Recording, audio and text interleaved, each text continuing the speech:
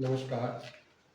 जन्म तिथि विश्लेषण और जन्म कुंडली विश्लेषण दोनों चीज़ें एक ही जन्म तिथि से हम आज इसका विश्लेषण करेंगे। तो इनकी जो जन्म तिथि है वो है 2-3-1959।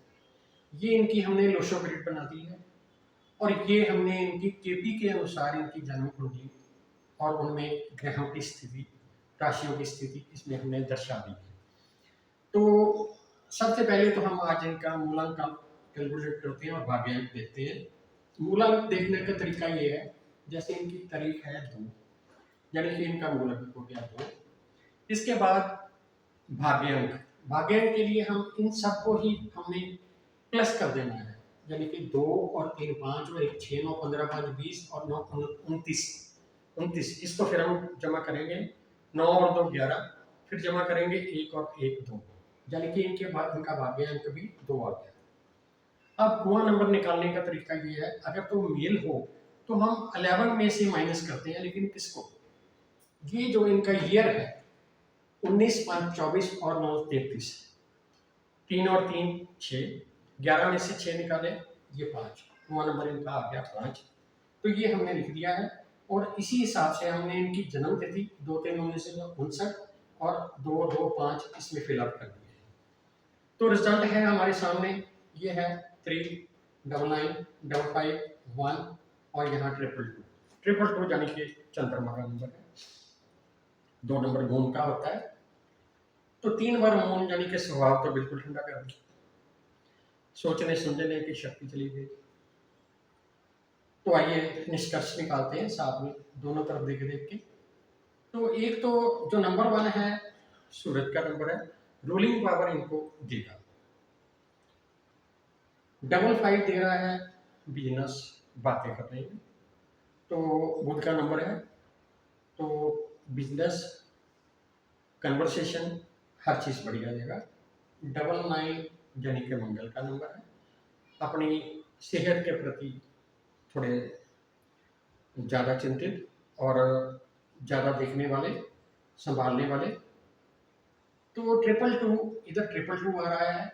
और अगर दूसरी तरफ हम केपी कुंडली देखें तो केपी कुंडली में इनका जो मून है, मून का अपना नंबर जो है 4 है, लेकिन वो बैठा हुआ 8 नंबर है, 8 नंबर में और 9वें घर में।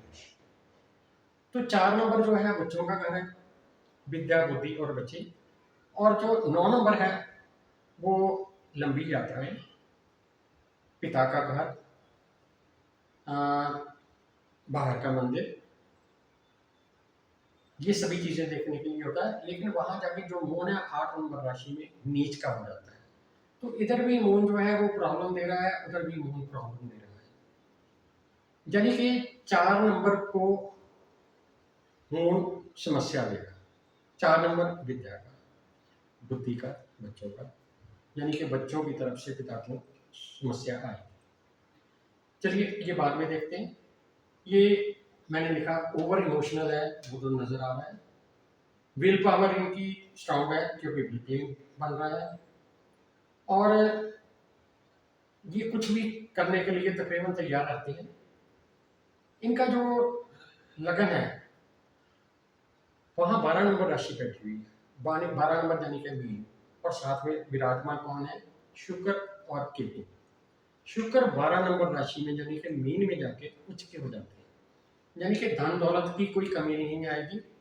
लेकिन केतु जो है वो इनको खर्चने नहीं देगा, यानी कि धन है लेकिन अपने लिए नहीं है, और केतु वैसे भी इनको सैक्रिफाइसिंग नेचर बना देगा। सेकंड हाउस का लॉर्ड जो है वो 12th हाउस में बैठा हुआ है, यानी कि 12वें घर में। सेकंड हाउस का लॉर्ड जो है वो 3rd हाउस में बैठा हुआ है, सॉरी, तो यानी कि मंगल तीसरे घर में बैठा हुआ है। और ये इनको क्या रिजल्ट देगा, भाई बहन छोटे जो है पड़ोसी, ये इनके काम नहीं आएंगे। और इसके बाद 5th हाउस, वो मैंने आपको पहले बता दिया, 4 नंबर चंद्रमा की राशि बैठी हुई है, और चंद्रमा को 8 नंबर में नीच के होके बैठे हुए हैं। इसके बाद आ जाता है 7th हाउस, बिजनेस को डिस्टर्ब करेगा, हालांकि राहु की इतनी डिग्री नहीं है, लेकिन फिर भी राहु तो राहु ही है। वीनस को डिस्टर्ब करेगा, स्पाउस को प्रॉब्लम देगा। लगन का केतु इनको साधु स्वभाव बना देगा, डी फेम भी दे सकता है। 13/9/2025 से बृहस्पति की भुक्ति आ जाएगी और राहु की दशा चल रही है इस समय। 18/4/2025 से राहु की दशा चल रही है, जो 18/4/2043 तक चलेगी। और राहु की भुक्ति भी चल रही है, वो 30/12/2027 तक चलेगी। राहु का ही अंतर चल रहा है, यानी कि इस समय स्थिति ये है, क्या करूं क्या ना करूं, हर किसी भी तरफ ये सोच नहीं जाती, कोई फैसला नहीं कर पाते, असमंजस सी बनी हुई है। वो 13/9/2025 से जुपिटर की भुक्ति आ जाएगी, चाहे दशा राहु की ही चल रही हो, तो उससे प्रभाव मिलेगा इनको। थोड़ा व्यापार में ठीक हो जाएगा, लगन में थोड़ा सा इनको अच्छा फल दे देगा, और 8वां हाउस इनका थोड़ा सा बढ़िया हो जाएगा। 12वें घर में इनके सूरज और बुध का योग बना हुआ है। हालांकि वहां पे जो बुध है वो 0 डिग्री है, लेकिन सूरज शनि के घर में बैठे हुए हैं, तो ये इनको डीफेम, बदनामी भी दे सकता है, उलझने खड़ी कर सकता है। इस समय जो स्थिति है वो यही है, क्या करूं कैसे करूं। अपनी सैक्रिफाइसिंग नेचर बदले, अपने बारे में कुछ सोचे, अपने मनी मैनेजमेंट को सुधारें, छोटे भाई बहनों से कोई उम्मीद ना रखें। कुछ रेमेडीज हैं इनके लिए, जैसे अगर जैसे इनका 9वें घर में जो चंद्रमा है वो नीच का बैठा हुआ है, तो उसका उपाय हमें करना पड़ेगा। उसके लिए हमें एक 7.25 रत्ती का नेचुरल मोती लेके उसको चांदी में जड़वा कर अपनी रिंग फिंगर में डालें, अच्छा प्रभाव मिलेगा।